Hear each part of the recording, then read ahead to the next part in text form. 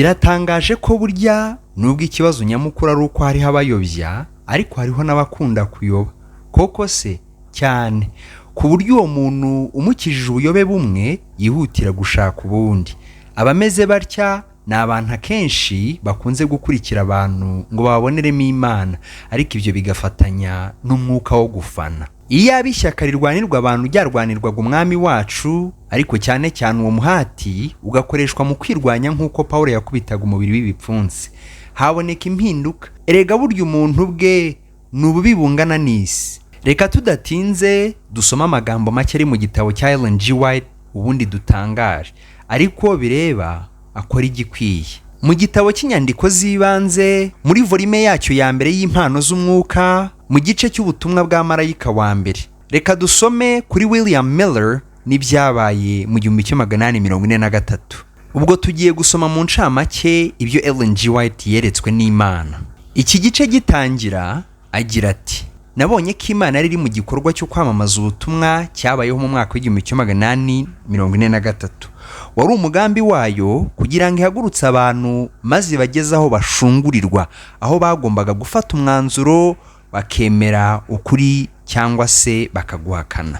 Mu gika cya gatatu naho atangira agira ati: abantu ibihumbi byinshi bakiriye ukuri kwabwirizwaga na William Miller, kandi abagaragu b'Imana bahagurukanye umwuka n'imbaraga nk'ibya Eliya bamamaza ubwo butumwa. Tukiri muri iki gika n'ubundi akomeza agira ati: kandi ubwo umuburo ukomeye wahamagariraga abantu guhunga umujinya wenda gutera watangwaga, abantu benshi bari bomatanye n'amatorero bakiriye ubutumwa bukiza. Igika cya kane gitangira nahagira ati: kubwiriza iby'igihe ntakuka byarwanijwe n'inzego zose, uhereye ku bagabura babwirizaga ku ruhimbi ukageza ku bantu boroheje, ndetse n'abanyabyaha bahangarije ubwabo. Ababwiriza b'indyarya ndetse n'abakobanyi baravugaga bati: nta muntu n'umwe uzi umunsi cyangwa isaha. Mwibuke ko aya ari amagambo Yesu ubwe yivugiye muri Mariko. Muri iki gika n'ubundi tumanutse gato akomeza kugira ati: benshi mu bashumba b'umukumbi bahamyaga ko bakunda Yesu, bavugaga ko batarwanya ibibwirizwa bivuga ukugaruka kwa Kristo, ariko bahakanaga iby'igihe ntakuka. Ijisho ry'Imana rireba byose ryarebaga imitima yabo, ntibumvaga bakunze ko Yesu aza vuba. Iki gika gisoza agira ati: nabonye ko abamarayika b'Imana banditse ibyo byose. Imyambaro yabo bashumba batejejwe yari yuzuyeho amaraso y'abantu. Igika cya gatandatu gitangira nahagira ati: abashumba cyangwa abagabura batemeye kwakira ubu butumwa bukiza babereye intaza abajyaga kubwakira. Aba bashumba bariho urubanza rw'amaraso y'abantu. Ababwiriza na rubanda bafatanyije kurwanya ubutumwa buturutse mu ijuru no gutoteza William Miller ndetse n'abifatanyije nawe mu murimo. Igika cya gatandatu cyose kigira kiti: abantu bari bamaramaje bakiranye ubwuzu ubwo butumwa, bamenye ko buturutse ku Mana kandi buziye igihe gikwiriye. Abamarayika bari bategerejanyije amatsiko umusaruro uzaturuka muri ubwo butumwa mvajuru, maze igihe amatorero yabuteraga umugongo kandi akabwanga, bagiye kugisha inama Yesu bafite agahinda. Yesu yakuye amaso ye ku matorero maze asaba abamarayika be kurinda bakiranutse abantu b'igiciro batigeze banga ubwo buhamya, kuko hari undi mucyo wajyaga kuzabarasira. Reka dusoreze ku gika cya karindwi gitangira kigira kiti: nabonye ko iyo abavugaga ko ari abakristo baba barakunze ko Yesu agaruka, iyi mitima yabo iba ari we yari irangamiye, kandi bakaba bariyumvishaga ko nta wundi ku isi wagereranywa nawe, baba barakiranye umunezero ubutumwa buvuga ibyo kugaruka kwe. Dushingiye kuri iyi ncamake y'iri hishurirwa rya Ellen G. White, tubona ko ahamya ibi bikurikira: icya mbere, Imana niyo yagize uruhare mu gushyirwaho kw'iriya tariki yo mu 1843. Icya kabiri, ubutumwa buvuga iby'iyi tariki wari umugambi w'Imana kugira ngo ihagurutse abantu maze bageze aho bashungurirwa. Gushungurwa muri aya magambo ni ukwemera ko iriya tariki yo mu 1843 yari ivuye ku Mana, ubwo utarabyemeye ishungura ryaramutsinze. Icya gatatu, dushingiye ku byo tumaze gusoma, turabona ko Ellen G. White ahamya ko Miller yabwirizaga ukuri. Icya kane, abandi babwirizabutumwa bo muri iki gihe batahakanaga ko Yesu azagaruka ubwa kabiri, ariko bakaba barahakanye ibyo gushyirwaho ku munsi runaka. Kuri Ellen G. White avuga ko banze ubutumwa bukiza. Ku bw'iyi mpamvu, ubwo butumwa bwo kugaruka kwa Yesu mu 1843 bwari ubutumwa bukiza.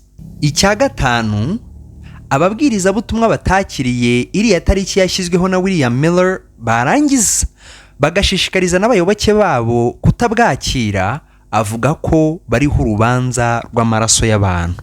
Nibyo se? Icya gatandatu, ubu butumwa bw'iyi tariki yo kugaruka kwa Kristo mu 1843 ngo ni ubutumwa bwaturutse mu ijuru. Yego se?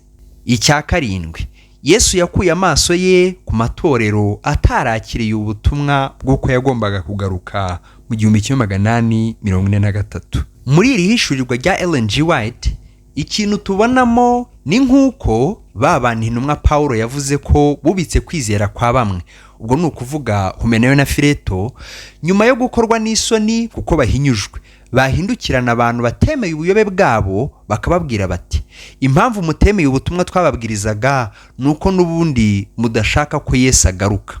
Dore uko ijambo rivuga kuri abo muri Timoteyo wa kabiri mu gice cya 2 murongo wa 17 n'uwa 18. Kandi ijambo ryawo rizaryana nk'igisebe cy'umufunzo. Muri abo ni Humenayo na Fileto, kuko bayobye bakava mu kuri bavuga ko umuzuro wamaze kubaho, bakubika kwizera kwa bamwe. Iby'uko kwirwanaho ngo ikosa rihishirwe nanone byakwibutsa ibyo witwa Jim Jones wabwiye abayoboke be kwiyahura, akababwira ko utari bwiyahurane nawe azicuza ubuzima bwe bwose, kandi koko benshi baratinye barabikora.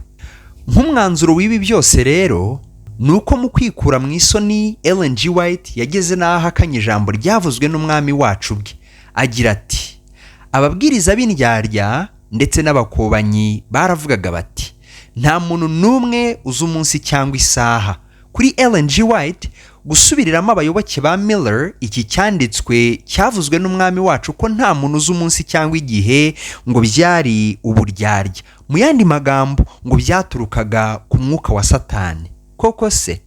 Erega gukumbura Yesu kaza ntaho bihuriye no kumushyiriraho umunsi agomba kuzira. Ubu se kugira ngo twereke Yesu ko tumukumbuye, uzajya avuga wese ko Yesu azaza kuri iyi tariki tujye tubyemera? Dore ko Ellen G. White we ahamya ko icyatumye abantu banga kwemera ubutumwa bwa Miller bw'uko Yesu azaza mu 1843 ari uko ngo batashakaga kaza kuko bari abanyabyaha. Erega iby'amatariki yo kugaruka kwa Yesu byavuzwe na benshi. Nk'urugero, Hippolytus w'i Roma na Sextus Julius Africanus bavuze ko Yesu yagombaga kugaruka mu mwaka wa 500. Aba babiri ni nabo batanze igitekerezo cy'uko Yesu agomba kuba yaravutse kwa 25 z'ukwezi kwa 12. Joachim w'Ifiore mu Butaliyani nawe yari yaravuze ko Yesu azagaruka mu 1260. Charles Taze Russell washinze idini y'Abayehova yanakomotse ku idini y'Abadventiste y'umunsi wa 7. Nawe yari yaravuze ko Yesu azagaruka mu 1874, bidakunze abyimurira mu 1914. Bidakunze nabwo uwamusimbuye Joseph Franklin Rutherford nawe avuga ko Yesu azagaruka mu 1925. Hal Lindsey nawe yahanuye ko Yesu yagombaga kugaruka mu 1988. Umubwirizabutumwa Harold Camping nawe yavuze ko Yesu yagombaga kugaruka kwa 11 z'ukwa 5 mu 2011. Bidakunze yimurira mu kwezi kwa 10 k'uwo mwaka ku itariki ya 21.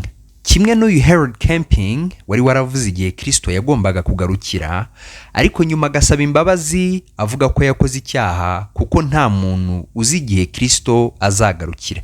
Niko na Miller na Ellen G. White bagombaga kugenza, ariko ahubwo bahisemo kugaya banze kwemera ubwo buyobe bwabo. Hamwe n'ibi rero, ubu butumwa bwo mu 1843 ntabwo bwari ubutumwa bukiza nk'uko bwiswe, kandi abatarabwakiriye ntabwo ari Babuloni nk'uko Ellen G. White yabize.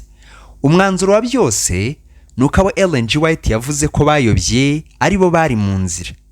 Ibyo yavuze ko byari ukuri nibyo byari ikinyoma. Ibyari ibinyoma avuga ko ari byo byari ukuri.